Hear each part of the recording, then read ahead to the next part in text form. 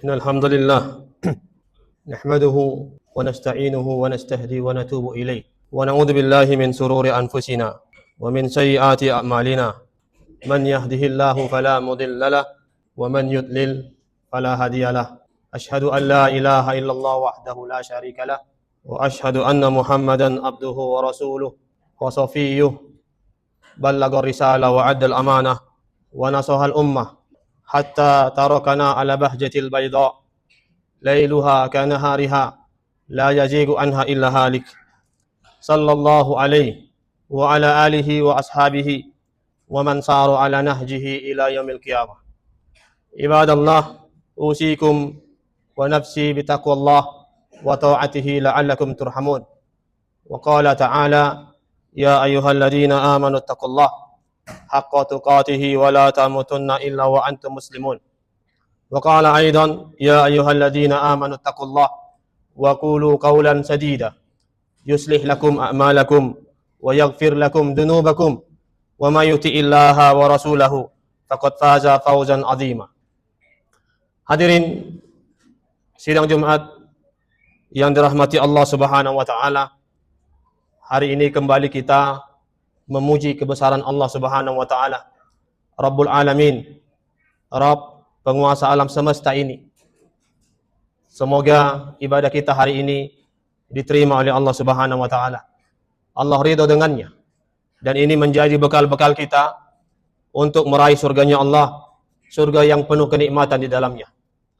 Salawat dan salam kita sampaikan kepada suri tauladan kita, Nabi kita yang mulia, Nabi Muhammad sallallahu alaihi wasallam. Mudah-mudahan kalimat-kalimat salawat insyaallah akan membuahkan hasil, mendapatkan syafaat dari baginda Rasulullah sallallahu alaihi wasallam di yaumil akhirat nantinya. Amin ya rabbal alamin. Kaum muslimin, sidang Jumat rahimani wa rahimakumullah. Penyampaian khutbah pada Jumat yang mulia ini seperti yang ditetapkan oleh MDI Kota Pekanbaru, yaitu cara meraih taubatan nasuha. Saudaraku yang dirahmati Allah Subhanahu wa taala, khatib ingin mengulang kembali satu kisah yang sangat masyhur, yang sangat terkenal, yang disampaikan oleh baginda Rasulullah sallallahu alaihi wasallam ribuan tahun yang lalu. Kisah ini diriwayatkan oleh Imam Bukhari dan Muslim, menunjukkan bahwa kisah ini adalah satu kisah yang sahih, yang datang dari Nabi kita yang mulia, Nabi Muhammad sallallahu alaihi wasallam. Rasulullah menyebutkan ada satu orang laki-laki dari Bani Israel. Dia bukan sekedar penjahat biasa. Semua kejahatan sudah dia lakukan. Membunuh, berzina, dan dosa-dosa besar yang lainnya sudah dia kerjakan. Bahkan laki-laki ini disebutkan oleh baginda Rasulullah sallallahu alaihi wasallam telah menghilangkan 99 nyawa. Tapi suatu hari ada rasa ingin bertaubat. Dia mulai menyesal. Hatinya mulai menangis, ingin hidup bersih di hadapan Allah Subhanahu wa taala. Lihat betapa hitamnya hidupnya, betapa kotornya tangannya. Namun dia menangis, hatinya menangis menyesali perbuatannya. Kemudian orang-orang mengarahkan dia untuk meminta nasihat kepada ahli ibadah. Lalu dia mendatangi orang pertama yang dituakan, seorang ahli ibadah. Tatkala dia menceritakan masa lalunya, bahkan dia sudah membunuh, menebas 99 nyawa. Kemudian seorang ahli ibadah ini kaget. Kemudian dia marah, menyampaikan kata-kata murka. Ahli ibadah ini mengatakan, tidak ada taubat bagimu karena dosamu yang begitu besar di hadapan Allah Subhanahu wa taala. Kemudian karena dia putus asa, dia emosi, maka dia tebas lehernya. Genaplah 100 nyawa telah melayang, telah dia bunuh. Kemudian tidak sampai di situ kaum muslimin. Sidang Jumat rahimani wa rahimakumullah. Dia belum berhenti untuk mencari taubat, untuk mencari hidayah di hadapan Allah Subhanahu wa taala. Kemudian ada yang memberi nasihat. Datanglah kepada si fulan, seorang alim. Engkau akan mendapatkan nasihat karena alim ini sangat bijak. Seorang yang sangat memberikan nasihat kepadamu. Sesampainya di depan sang alim, laki-laki ini mengatakan, "Wahai Tuan, saya sudah membunuh 100 nyawa. Apakah masih ada jalan taubat bagi saya?" Apa kata sang alim? "Siapa yang menghalangimu antara engkau dengan rahmat Allah Subhanahu wa taala? Siapa yang menghalangimu untuk bertaubat kepada Allah Subhanahu wa taala?" Kemudian sang alim memberi isyarat, "Berhijrahlah dari tempat tinggalmu. Tinggalkan semua orang-orang yang ada di sekitarmu. Pergilah menuju negeri yang fulan. Di sana banyak orang-orang saleh yang akan mengajakmu untuk berbuat kebajikan." Kemudian laki-laki itu berangkat. Di tengah perjalanan, ajal menjemputnya. Dia meninggal dunia sampai disebutkan oleh baginda Rasulullah sallallahu alaihi wasallam, malaikat rahmat dengan malaikat azab, mereka berselisih. Apakah dia termasuk penghuni neraka atau dia termasuk penghuni surganya Allah Subhanahu wa taala? Agar mendapatkan keadilan, maka diukurlah tempat dia hijrah ke tempat dia meninggal, kemudian tempat dia meninggal ke tempat yang dia akan tuju. Ternyata lebih dekat dengan tempat yang akan dia tuju. Sudah lebih dekat 1 jengkal. Kemudian dilewatkan bahwa dia dimasukkan ke dalam golongan ahli jannah. Kaum muslimin, sidang Jumat rahimani wa rahimakumullah. Perhatikan kisah yang mulia ini. Dia mendapatkan rahmat dari Allah Subhanahu wa taala. Bukan karena dia yang paling banyak amalnya. Bahkan dia belum sempat beramal walau hanya 1 amal saja di hadapan Allah Subhanahu wa taala, tetapi dia benar-benar ingin kembali kepada Allah Subhanahu wa taala. Dia benar-benar ingin bertaubat kepada Allah Subhanahu wa taala. Kaum muslimin, sidang Jumat rahimani wa rahimakumullah. Kalau pembunuh 100 nyawa saja mendapatkan jalan taubat kepada Allah Subhanahu wa taala, lalu bagaimana dengan kita yang sudah banyak dosa? Kenapa kita harus berputus asa di hadapan Allah Subhanahu wa taala? Allah bergembira menerima taubat hamba walaupun dosanya yang begitu banyak. Allah Subhanahu wa taala bergembira menerima taubat seorang hamba melebihi dari gembiranya seseorang yang menemukan untanya di padang pasir yang telah dia cari-cari. Allah Subhanahu wa taala berfirman dalam ayat yang mulia dalam Al-Qur'an, surah Az-Zumar ayat 53. Kata Allah Subhanahu wa taala, "Qul ya ibadiyalladzina asrafu ala anfusihim la taqnatu min rahmatillah, innallaha yaghfirudz dzunuba jami'a, innahu huwa ghafurur rahim." Kata Allah Subhanahu wa taala, katakanlah wahai Muhammad, wahai hamba-hambaku yang melampaui batas terhadap diri mereka sendiri, janganlah kalian berputus asa dari rahmat Allah Subhanahu wa taala. Sesungguhnya Allah mengampuni seluruh dosa. Sungguh Allah Maha Pengampun lagi Maha Penyayang.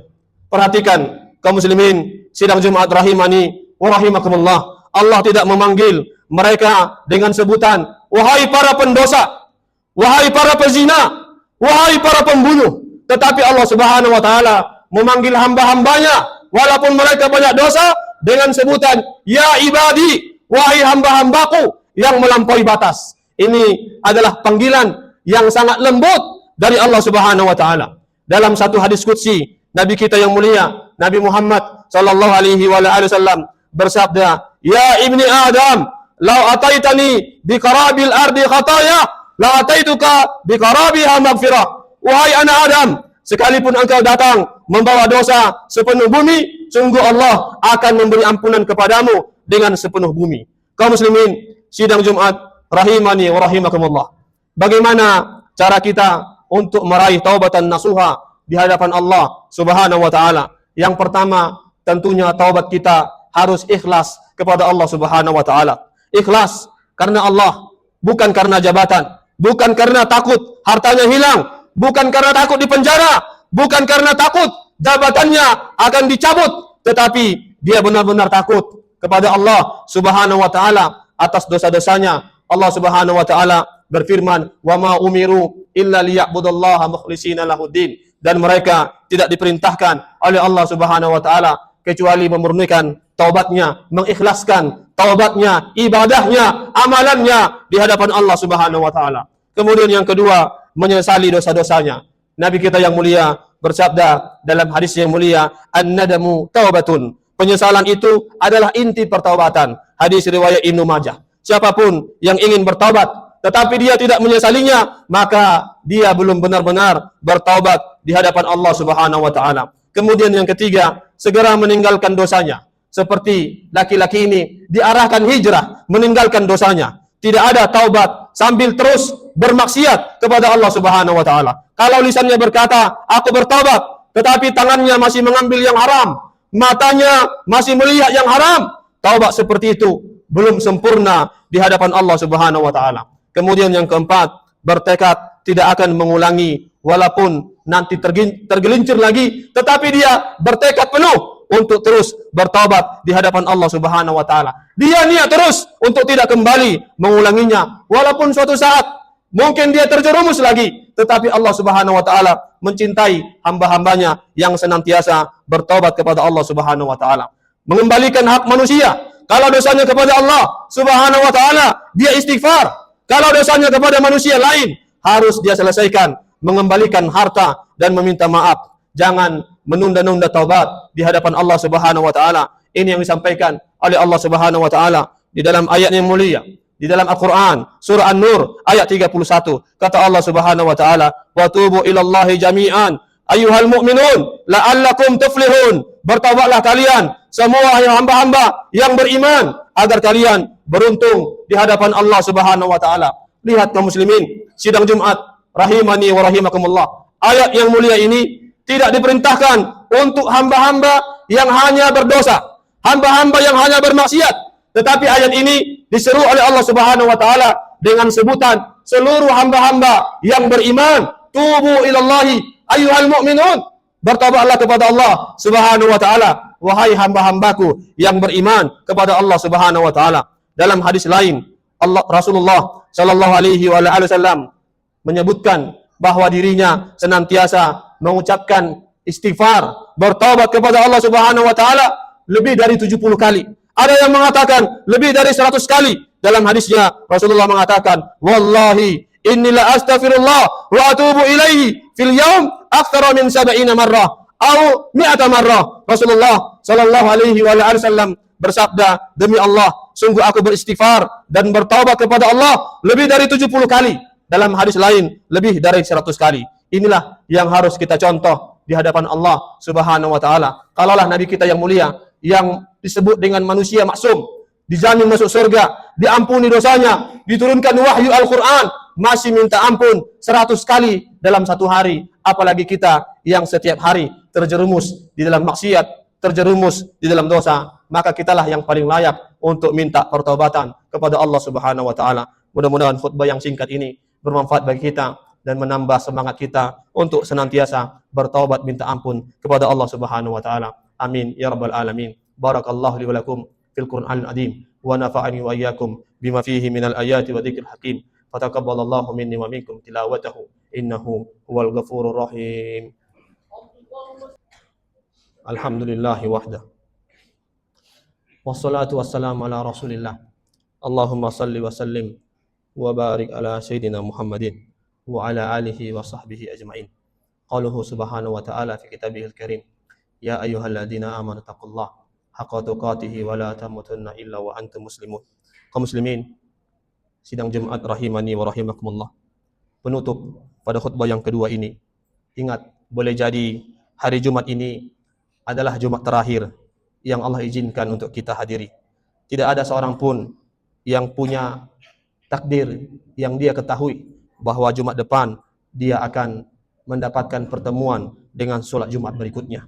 Betapa banyak penghuni kubur yang mengharapkan untuk hidup sekejap saja, hanya untuk minta ampun, bertaubat kepada Allah Subhanahu wa taala dengan sekedar mengucapkan astagfirullah wa atubu ilaih. Dia minta ampun kepada Allah dan ingin bertaubat, tetapi kesempatan itu sudah tertutup seperti firman Allah Subhanahu wa taala, "Wa laysatit taubatu lil ladzina ya'maluna sayi'at hatta idza ahadara ahaduhumul maut qala inni tubtul an." Taubat itu bukanlah bagi orang-orang yang terus-menerus berbuat dosa hingga ketika kematian datang kepadanya dia berkata, "Aku ingin bertobat sekarang." Sidang Jumat rahimani wa rahimakumullah. Jangan menunggu tua, karena tidak semua diberi kesempatan untuk menjadi tua. Jangan menunggu sakit baru bertobat, karena banyak orang yang wafat dalam keadaan sehat. Jangan menunggu Ramadan baru bertobat, karena belum tentu kita akan berjumpa dengan bulan Ramadan berikutnya. Hari ini, sebelum matahari terbenam, mari kita bertobat kepada Allah Subhanahu wa taala. Kita tinggalkan maksiat sebelum datang kematian yang akan membuat kita menyesal di hadapan Allah Subhanahu wa taala. Qaluhu subhanahu wa ta'ala fi kitabihil karim. A'udzu billahi minasyaitonir rajim. Bismillahirrahmanirrahim. Inna a'tainakal kautsar fashalli li rabbika wanhar. Inna syani'aka huwal abtar. Wa qala aidan innallaha wa malaikatahu yusholluna 'alan nabi ya ayyuhalladzina amanu shallu 'alaihi wa sallimu taslima. Allahumma shalli ala sayidina Muhammad wa ala ali sayidina Muhammad kama shallaita ala Ibrahim wa ala ali Ibrahim fil alamin innaka Hamidum Majid. Wa barik ala sayidina Muhammadin wa ala ali sayidina Muhammadin kama barakta ala Ibrahim wa ala ali Ibrahim fil alamin innaka Hamidum Majid. Allahumma ighfir lil muslimina wal muslimat wal mu'minina wal mu'minat al ahya'i minhum wal amwat wa tabi bainana wa bainahum bil khairat innaka sami'un qaribun mujibud da'wat ya qadiyal hajat. Allahumma arinal haqqa haqqan warzuqna tiba'ah wa arinal batila batila warzuqna tinabah. Rabbana ighfir lana dhunubana wa liwalidina warhamhum kama rabbana sigara wa hab lana min azwajina wa dhurriyyatina qurrata a'yun waj'alna lil muttaqina imama. Allahumma inna nas'aluka ilman nafi'ah wa rizqan thayyiban wa amalan mutaqabbala. Allahumma man ahyaitahu minna fa ahyihi 'alal islam wa man tawaffaitahu minna fatawaffahu 'alal iman. Rabbana dhalamna anfusana wa illam taghfir lana wa tarhamna lanakunanna minal khasirin. Rabbana atina fid dunya hasanah wa fil akhirati hasanah wa qina adzabannar.